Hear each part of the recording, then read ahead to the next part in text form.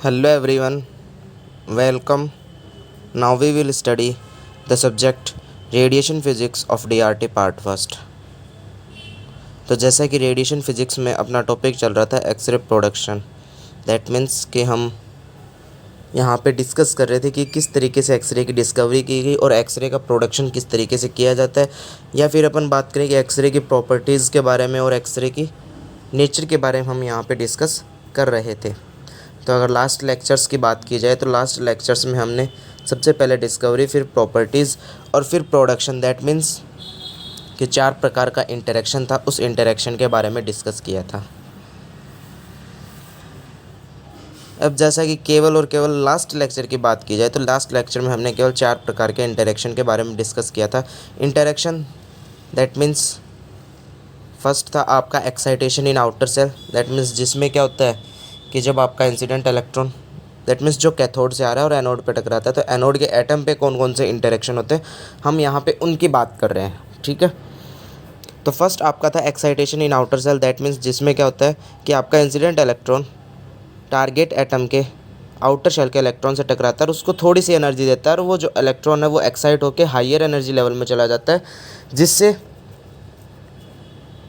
वो वहाँ पे थोड़ी देर रुकता है और फिर वापस अपनी जैसे लोअर एनर्जी लेवल में आता है तो उस एनर्जी को एमिट करता है, हीट के फॉर्म में करता है। तो दैट मीन्स फर्स्ट इंटरेक्शन में केवल हीट निकलती है। फिर जैसे अपन दूसरे इंटरेक्शन की बात करते हैं, दूसरा इंटरेक्शन आपका ionization in outer shell. Ions का मतलब वहाँ पे इलेक्ट्रॉन का बाहर निकलना। इलेक्ट्रॉन को बाहर निकालने के लिए उसके बाइंडिंग एनर्जी से ज़्यादा एनर्जी अपने को उसको देनी होगी। अब यहाँ पे 2 इलेक्ट्रॉन हो जाते हैं आपके पास में, एक इंसिडेंट और एक आपने जो एटम से बाहर निकाला। तो जो इंसिडेंट इलेक्ट्रॉन होता है उसको प्राइमरी इलेक्ट्रॉन कहा जाता है, और जो इलेक्ट्रॉन एटम से बाहर निकला उसको हम सेकेंडरी इलेक्ट्रॉन बोलते हैं। दोनों इलेक्ट्रॉन आगे जाके दूसरे एटम से टकराते हैं और फिर फर्दर आयोनाइजेशन और एक्साइटेशन होता है, और फाइनल रिजल्ट में आपको केवल वहाँ पे हीट मिलती है। इसी प्रकार से थर्ड जो इंटरेक्शन था ionization in inner shell. Inner shell में जब आयोनाइजेशन होता है तो इनर सेल के अंदर वैकेंट स्पेस हो जाता है। अब वो वैकेंट स्पेस आउटर सेल से भरा जाता है, तो जब आउटर सेल का इलेक्ट्रॉन इनर सेल में आता है तो वो कुछ एनर्जी एमिट करता है, और वो किसके फॉर्म में करता है, एक्सरे फोटोन के फॉर्म में। और यहाँ पे जो एक्सरेज निकलती हैं वो कैरेक्टरिस्टिक्स एक्सरे निकलती हैं, जिनको हम डायग्नोस्टिक में काम में लेते हैं।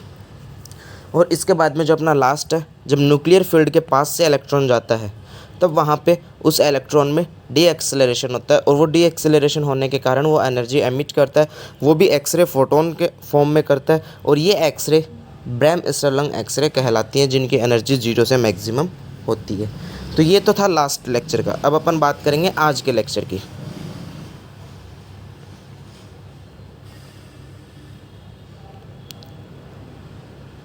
Now we will discuss about the requirements for X-ray production. अब अपन बात कर रहे हैं कि कौन कौन से इक्विपमेंट्स के रिक्वायरमेंट अपने को होगी एक्सरे को प्रोड्यूस करने के लिए। जैसा कि हमने डिस्कवरी में बात की थी कि वहाँ पे डब्ल्यू.सी. रोंजन एक ग्लास ट्यूब थी जिसमें गैस का प्रेशर कम था, एक तरफ कैथोड था और एक तरफ एनोड था। वो इलेक्ट्रिसिटी का कंडक्शन कराना चाह रहा था, बट वहाँ पे एक्सरे प्रोड्यूस हो चुकी थी।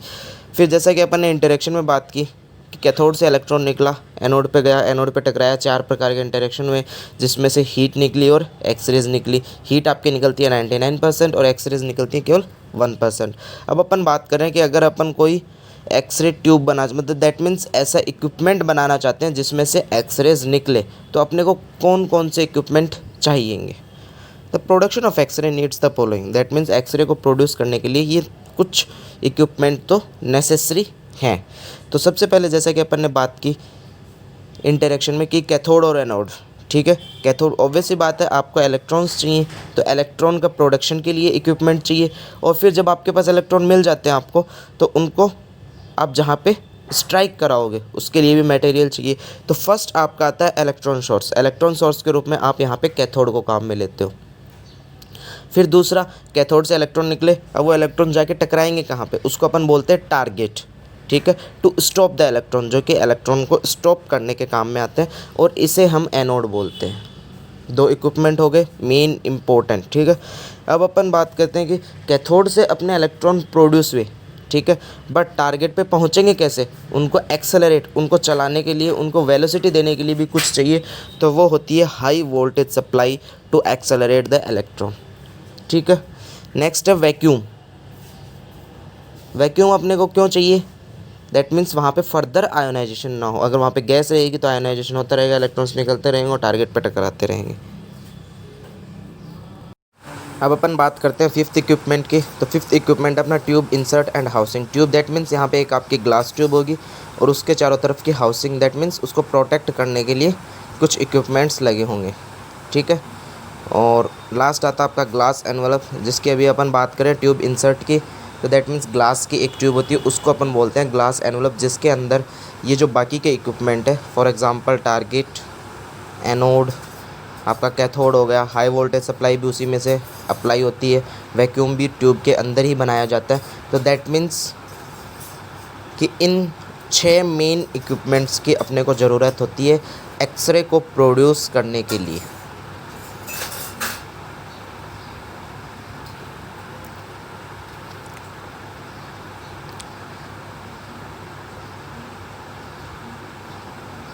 अब जैसा कि मैंने आपको जब 4 प्रकार के इंटरेक्शन बताए थे, उससे पहले बताया था कि एक्सरे का प्रोडक्शन होता कैसे। इलेक्ट्रॉन्स आते हैं, fast moving electrons. Fast moving electrons target पे जाके टकराते हैं और टारगेट पे 4 प्रकार का इंटरेक्शन होता है और हीट और एक्सरेज निकलती है। अब अपन ने यहाँ पे इक्विपमेंट्स की बात की, कैथोड और एनोड। अपने कैथोड की बात की इलेक्ट्रॉन सोर्स। तो ऑब्वियस सी बात है कि पूरे प्रोडक्शन में जहाँ पे अपन बात करें कि इलेक्ट्रॉन टारगेट पे जाके टकराएंगे, वो टारगेट आपके कहाँ से एमिट होंगे, कैथोड से। सॉरी, इलेक्ट्रॉन वो आपके कहाँ से एमिट होंगे, कैथोड से। Electron can be produced either by the ionization in gas और by the thermionic emission. That means electron produce करने अपने को वहाँ पे अपन 2 प्रिंसिपल काम में ले सकते हैं, या तो आयोनाइजेशन। आपको भी पता है कि जब अपन एटम में आयोनाइजेशन कराते हैं तो वहाँ पे इलेक्ट्रॉन का प्रोडक्शन होता है, और दूसरा है थर्मियोनिक एमिशन। थर्मियोनिक एमिशन, जब किसी भी मेटल सरफेस को हीट दी जाती है तो वहाँ पे इलेक्ट्रॉन्स का प्रोडक्शन होता है। तो इन दोनों प्रिंसिपल की सहायता से हम यहाँ पे इलेक्ट्रॉन का प्रोडक्शन कर सकते हैं एक्सरे प्रोडक्शन के लिए। अब क्या होगा, जब आपके पास इलेक्ट्रॉन का प्रोडक्शन हो चुका है, अब अपन वहाँ पे हाई वोल्टेज लगाएंगे ताकि वो एक्सेलरेट होकर एनोड तक पहुँचे। The high voltage is applied between the cathode and anode. That means anode और कैथोड के बीच में हाई वोल्टेज लगाया जाता है। This voltage accelerate the electrons to high velocity. ये वोल्टेज क्या करता है कि इलेक्ट्रॉन्स को हाई वेलोसिटी पे एक्सेलरेट करता है। दैट मीन्स उनको एक अच्छी वेलोसिटी प्रोवाइड कराता है। As a result the electron will have high kinetic energy. और इसका रिज़ल्ट आपको क्या मिलता है कि जो इलेक्ट्रॉन्स हैं उनके पास में काइनेटिक एनर्जी इंक्रीज़ हो जाती है। जैसा कि आपको पता है कि वेलोसिटी से जो एनर्जी आती है वो काइनेटिक एनर्जी होती है। यहाँ पे हाई वोल्टेज सप्लाई क्या कर रहा है, इलेक्ट्रॉन्स की वेलोसिटी को इंक्रीज़ कर रहा है। वेलोसिटी को इंक्रीज़ करने का मतलब हुआ डायरेक्टली वो इलेक्ट्रॉन्स की काइनेटिक एनर्जी को इंक्रीज़ कर रहा है। और ऑब्वियस सी बात है, जितनी ज़्यादा काइनेटिक एनर्जी होगी उतना ही, that means after striking on the anode, anode पे टकराने के बाद में उतनी हाई एनर्जी के एक्सरेज वहाँ पे आपको मिलेंगी।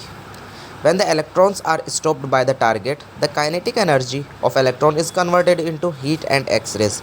That means कि जब ये जो हाई वेलोसिटी से एक्सेलरेटेड इलेक्ट्रॉन्स थे, ये जब टारगेट के द्वारा स्टॉप किए जाते हैं, जब ये टारगेट पे टकराते हैं, जब ये एनोड पे टकराते हैं, तब the kinetic energy of electron is converted into heat and X-rays. तो ये जो काइनेटिक एनर्जी थी इलेक्ट्रॉन्स के पास में, ये हीट और एक्सरेज में कन्वर्ट हो जाती है।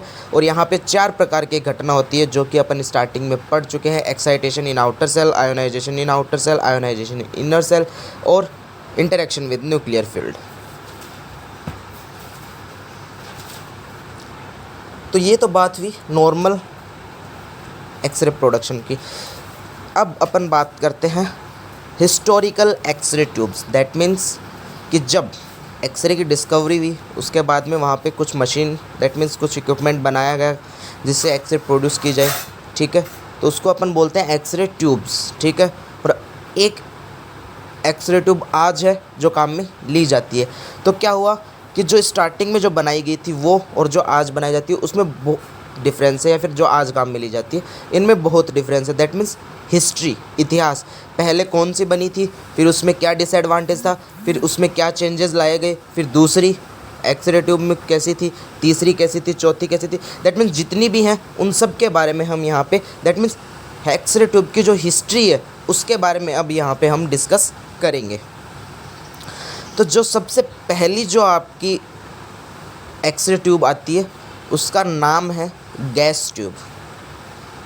अब सबसे पहली बात कि यहाँ पे गैस क्यों आया, वो जब अपन इस ट्यूब के कंस्ट्रक्शन और वर्किंग के बारे में डिस्कस करेंगे तब हमें पता चलेगा यहाँ पे कि इसे गैस ट्यूब क्यों बोलते हैं। तो सबसे पहले अपन बात करते हैं कंस्ट्रक्शन की। कंस्ट्रक्शन दैट मीन्स यहाँ पे कौन कौन से इक्विपमेंट हो गए। जो नॉर्मल इक्विपमेंट मैंने आपको बताए थे, cathode, anode, glass envelope, vacuum, high voltage supply, वो तो सब में होना है, बट यहाँ पे क्या होगा क्या नहीं होगा उसके बारे में अपन डिस्कस करते हैं। In the beginning gas filled tubes were used to produce the X-rays. That means कि स्टार्टिंग के अंदर बिगनिंग के अंदर केवल और केवल गैस ट्यूब काम में ली जाती थी एक्सरे को प्रोड्यूस करने के लिए। These tube consist of two electrodes, one is cathode and the other is anode, kept in a sealed glass envelope at the opposite ends. That means कि ये जो ट्यूब है इनमें क्या होता था, These tube consist of दो electrodes होती थी, एक कैथोड और एक एनोड। कैथोड इलेक्ट्रॉन का प्रोडक्शन के लिए और एनोड इलेक्ट्रॉन की स्ट्राइकिंग के लिए। Kept in a sealed glass envelope at the opposite end, और दोनों कहाँ रखी जाती थी, एक सील दैट मीन्स एक पैक्ड ग्लास एनवलप के अंदर एट द ऑपोजिट एंड।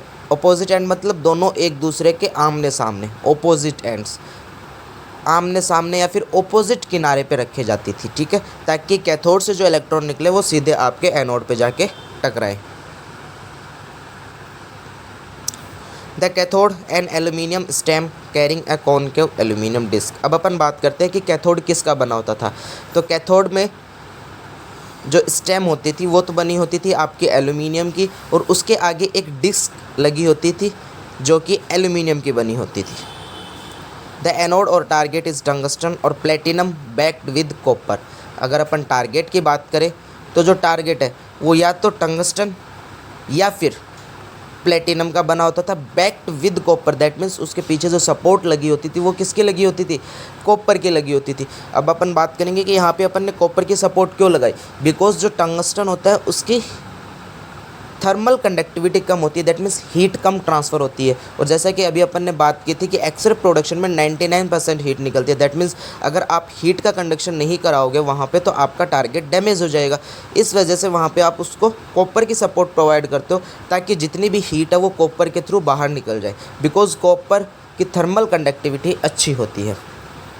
अब जैसा कि आप डायग्राम के थ्रू इसका कंस्ट्रक्शन दोबारा से समझ सकते हो, एक ग्लास एनवलप लिया है जो कि पूरी तरीके से सील्ड है।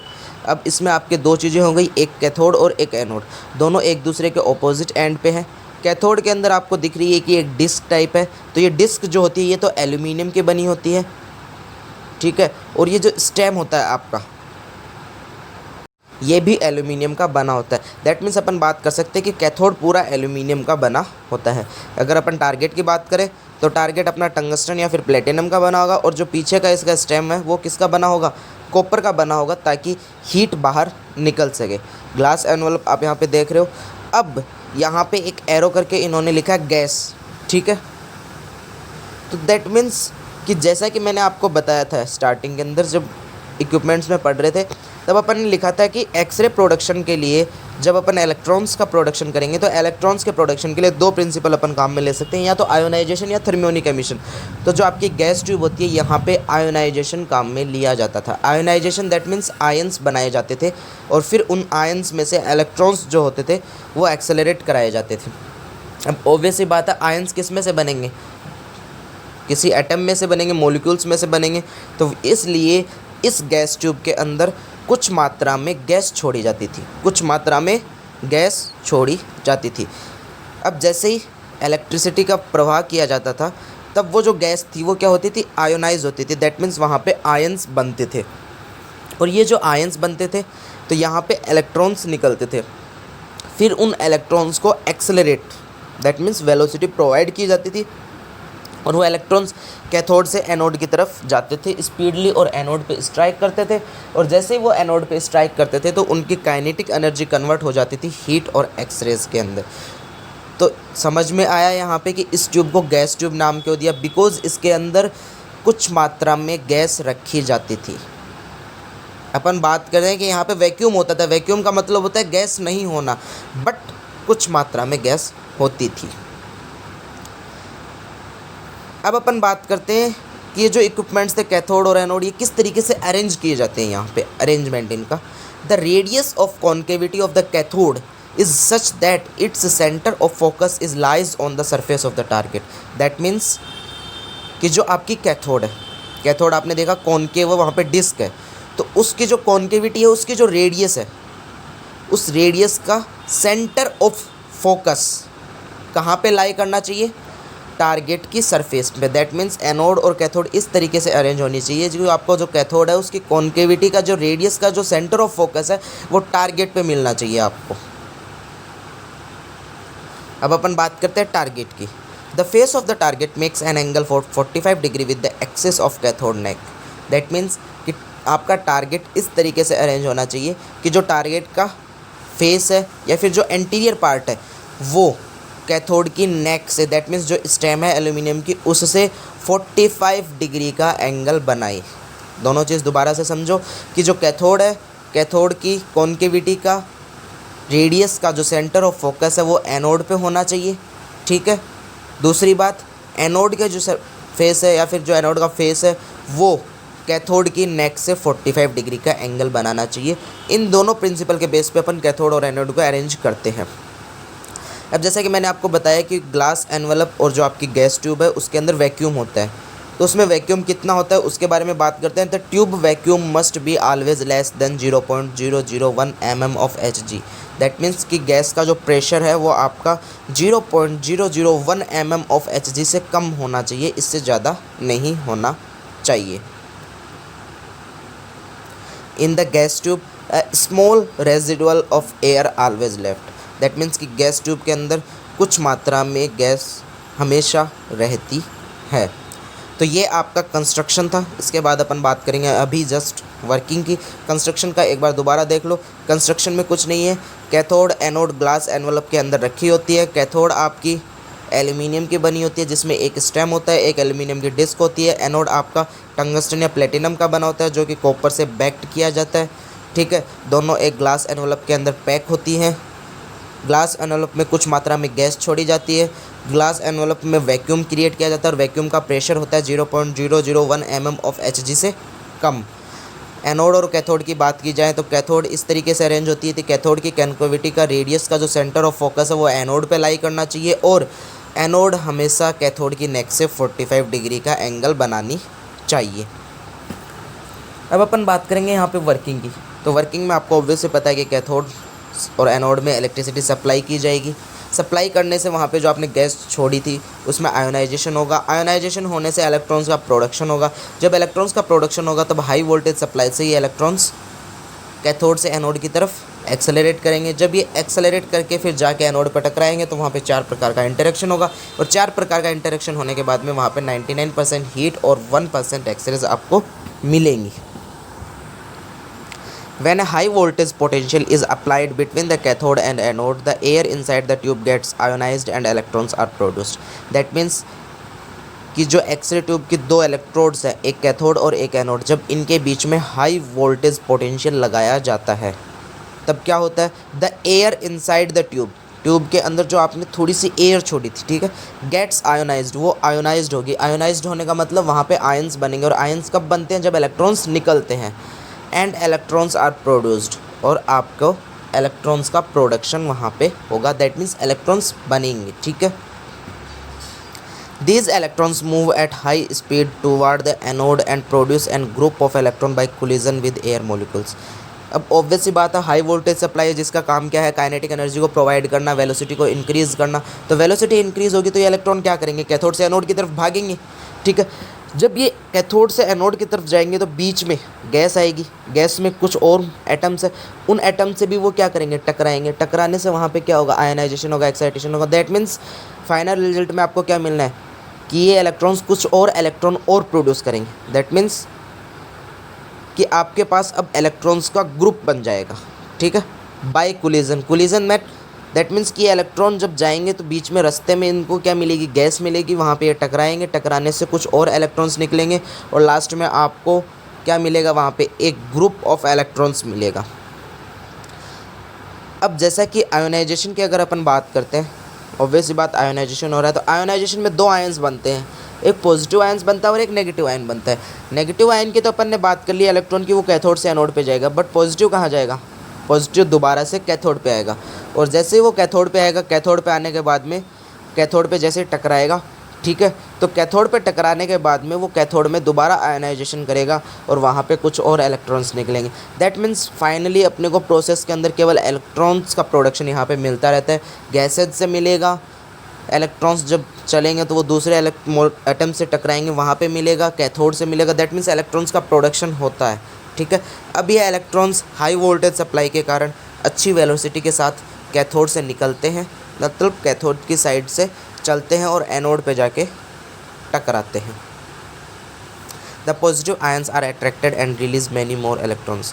पॉजिटिव आयंस अट्रैक्ट किए जाते हैं कैथोड की तरफ से और वो बहुत सारे इलेक्ट्रॉन्स निकालते हैं। When the electron stream strikes the target, heat and X-rays are emitted। जब ये जो इलेक्ट्रॉन थी, इलेक्ट्रॉन की स्ट्रीम, दैट मीन्स एक फ्लो, एक ग्रुप में जो इलेक्ट्रॉन्स आ रहे हैं सारे के सारे with high velocity, with high kinetic, ये जब सारे के सारे टारगेट पे जाके टकराते हैं तो वहाँ पे केवल और केवल हीट और एक्सरेज निकलती हैं। और कैसे निकलती है? 4 प्रकार की घटनाएं होती हैं, वो मैंने आपको स्टार्टिंग में बता दी। Excitation, ionization and nuclear field के साथ इंटरेक्शन। अब अपन एक रिलेशन की बात करते हैं। 2 साइंटिस्ट थे, ड्यूएन एंड हंसलो के अकॉर्डिंग उन्होंने एक रिलेशन बताया था किसके बीच में? Minimum wavelength of X-ray. That means कि अगर जो आपकी वेवलेंथ आपकी निकल रही है, ठीक है, एक्सरेज निकल रही हैं, उसकी कुछ ना कुछ वेवलेंथ होगी। अपन ने बात की यहाँ पे मिनिमम वेवलेंथ की। मिनिमम वेवलेंथ और जो आप वोल्टेज लगा रहे हो, उन दोनों के बीच में क्या रिलेशन होता है? The relation between the voltage applied and the minimum wavelength of x-ray emitted are given by Duane and Hertz के द्वारा दी जाती है, जिसका फॉर्मूला है lambda minimum is equal to 12.4 kVp। अब इससे क्या होगा कि अगर आपके पास में वोल्टेज है, दैट मीन्स आप कितना वोल्टेज लगा रहे हो, जैसे वो आप kVp की जगह यहाँ पे रखोगे तो आपको यहाँ पे जो आप एक्सरेज निकल रही हैं उनकी वेवलेंथ के बारे में पता चल जाएगा कि उनकी मिनिमम वेवलेंथ कितनी होगी। उनकी मिनिमम एनर्जी के बारे में अब यहाँ पे आप पता लगा सकते हो इस लॉ के अकॉर्डिंग। तो ये आपके यहाँ पे गैस ट्यूब की कंस्ट्रक्शन और वर्किंग दोनों कंप्लीट होती है। अब यहाँ पे बचता है गैस ट्यूब का डिसएडवांटेज, बिकॉज अगर इसके डिसएडवांटेज नहीं होते तो नया इन्वेंशन नहीं होता। इसके कुछ डिसएडवांटेज थे जिसके कारण फिर नया इन्वेंशन किया गया, नई ट्यूब्स इन्वेंट की गई। तो इसके जो डिसएडवांटेज है वो हम नेक्स्ट लेक्चर में डिस्कस करेंगे। Thank you so much.